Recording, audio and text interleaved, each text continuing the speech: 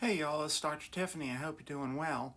I wanted to put out a quick video about COVID testing. It's one of the most frequently asked questions that I get is how long after, how reliable is a home COVID test, and how long do I need to, how often do I need to test? So the rapid tests, which are all at-home tests, and here's Audrey for a guest visit. Not a Doomcat. But the at-home tests are not particularly reliable. So the way that you do them is after getting a home test that's negative, you need to wait 48 hours, then do another home test, okay? This is anytime you're having COVID-like symptoms, okay, which basically could be anything from cold to flu to shortness of breath, fever, body aches, those kind of things, sore throat, etc., etc. So you take one test, and if it's negative, you don't assume that you don't have COVID. You take another one 48 hours later. Why? Because given that we all now mostly have some degree of immunity to COVID, our viral loads tend to be lower during the course of the disease.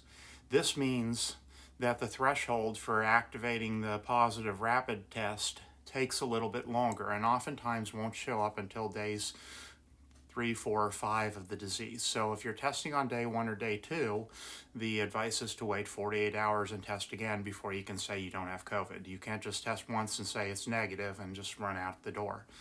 Now, if you get a PCR test, which is available at doctor's offices, those can stand on their own.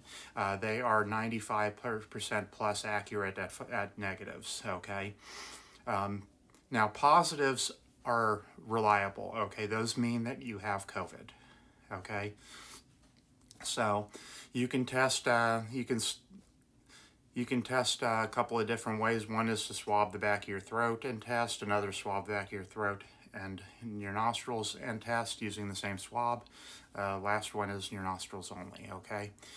Those are ways that are considered, if you're having a sore throat, I would recommend using the throat and then nostrils method. That's the way that I use.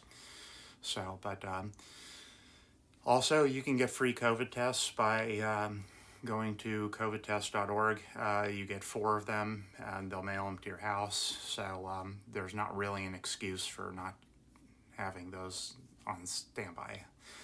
Better than going out and, paying, $17 for Binax or one of the other ones. So, and you can actually, if you haven't done that in the last 3 months, you can actually get 8 COVID tests. So, covidtest.org.